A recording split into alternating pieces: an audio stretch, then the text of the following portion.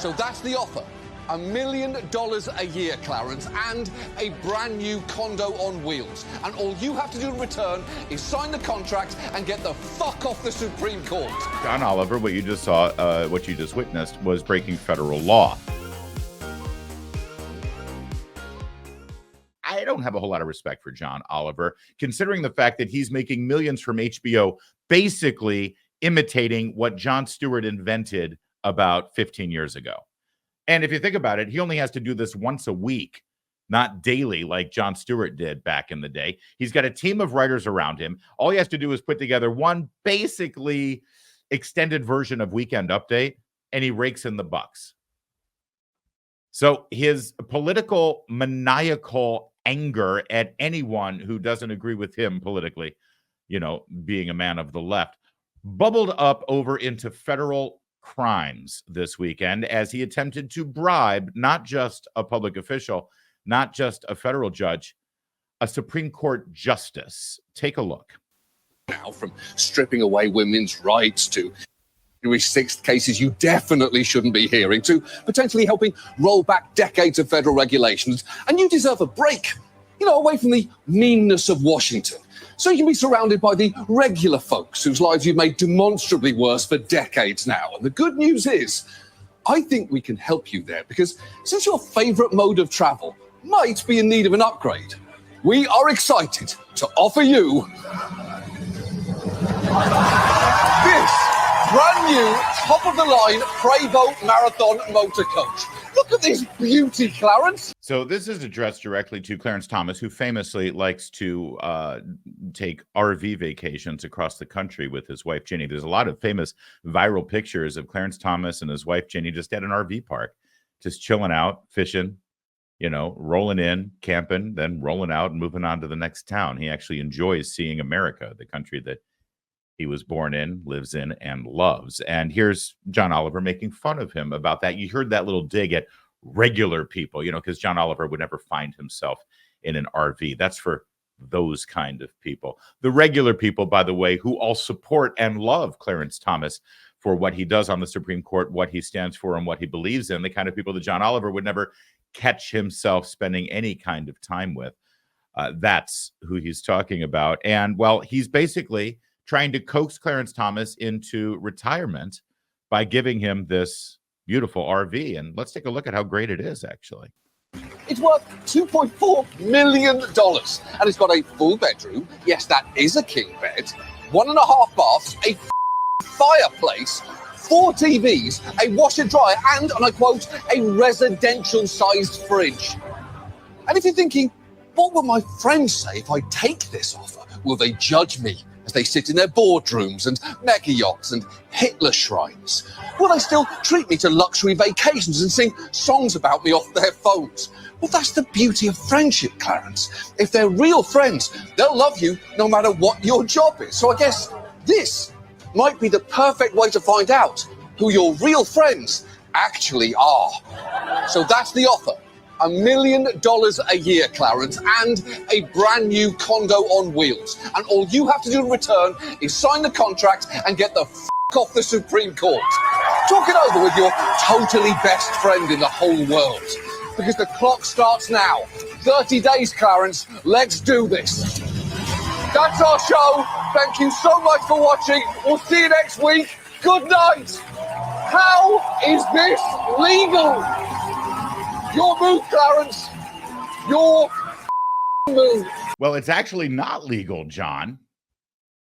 That's the surprise that you're in store for. In fact, John Oliver, what you just saw, what you just witnessed, was breaking federal law.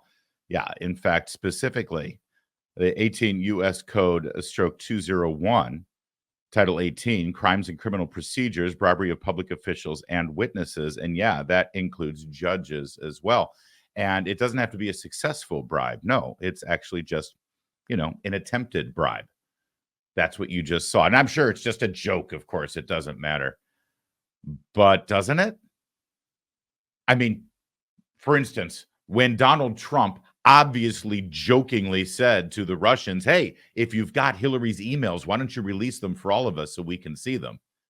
Now, he was joking, but that actually became part of James Comey's FBI investigation.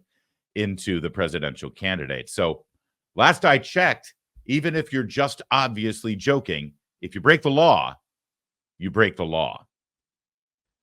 Also, and I know this is going to sound xenophobic, and I know that it's going to sound a little too MAGA fascist for some people watching. And I know that John Oliver is a newly naturalized United States citizen. And congratulations, John.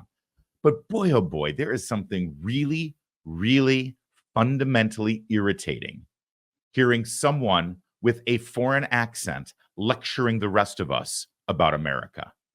There's something very irritating knowing that this person is here as part of our generosity and our large S that he's able to achieve at such a high level and make so much money, and then lecturing us about everything that we're doing wrong as a country in his very thick foreign accent. You know, it's like when Piers Morgan had his primetime show on CNN and then got in debates with Ben Shapiro over the Second Amendment. When Piers Morgan, with his British accent and his British citizenship, would come on primetime cable news in America and tell us how evil we are for our constitutional rights.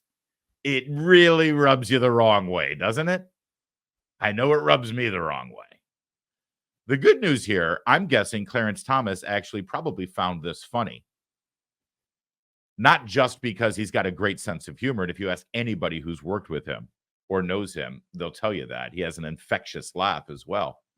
But also, I think he loves the fact that after everything that he's been through, after the lies that have been told about him, about the racist tropes that have been trotted out against him, he still lives rent-free in these minuscule little minds of John Oliver and the like.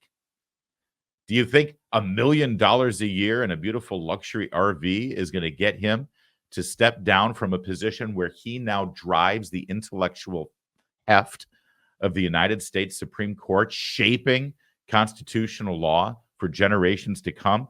I promise you he won't. Here, he's addressed this, in fact, recently at a forum that C-SPAN broadcasts. Watch. One of the things I say in response to the media is when they talk about, or especially early on, about the way I did my job, I said, I will absolutely leave the court when I do my job as poorly as you do yours. And that was meant as a compliment, really. Oh, I love that laugh from Clarence Thomas. And that is exactly who he is. And I bet you that's exactly how he approaches this full-on assault against him, his dignity, and his ethics. Because that's really what this is. That entire thing there, if you're reading between the lines, and it was about as subtle as an elephant's appendage, John Oliver is basically saying that Clarence Thomas is corrupt and that he's getting payoff from CEOs and corporate raiders and what did he call them? People in Hitler mansions or something like that. That he's getting payoffs from them to basically craft American jurisprudence on their behalf. And so now here's John Oliver with a better offer.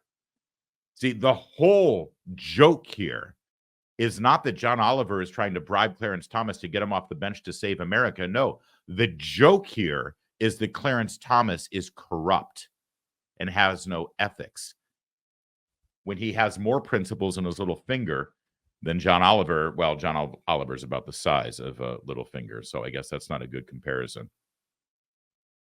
Stephen Colbert, on the other hand, the other night had a literal breakdown. I thought he was near tears.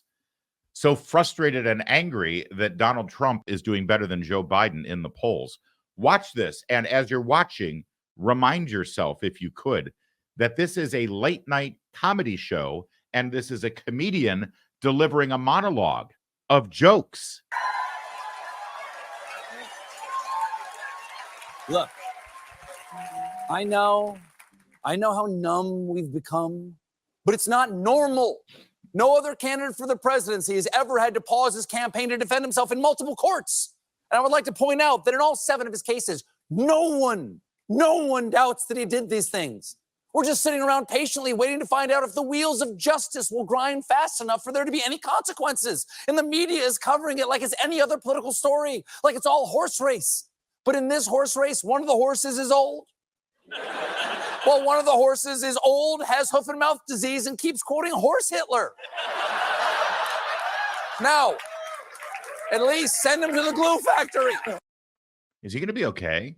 I mean, serious, that's not normal for somebody's voice to be breaking like that in such an emotional fit. I do love that this is the new narrative, by the way, of the left. This is not normal. This is horrible. No presidential candidate has ever had to face down 91 federal felony charges while he's in the middle of a campaign. Yeah, you know what? There's another way of looking at that. No presidential candidate has ever been attacked through legal means like this from a sitting president. No presidential candidate has ever been attacked by a Justice Department trying to keep him off the ballot by literally creating new laws and new interpretations of the law.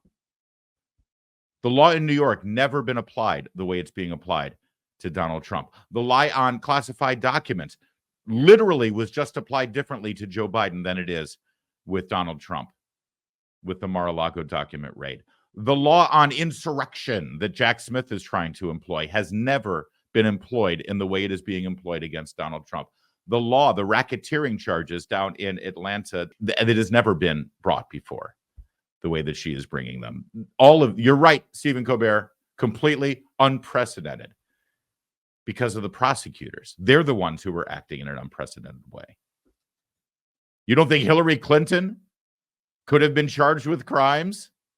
But somehow there was reasonable judicial circumspect and discipline. The entire meltdown of late night comics is being satirized beautifully by a comedian, and his name is Lou Perez. He's got a book out. I want to promote it here for you. It's called That Joke Isn't Funny Anymore, on the death and rebirth of comedy. And here, take a look. He's got a glimpse into the writer's room of one of these late night shows.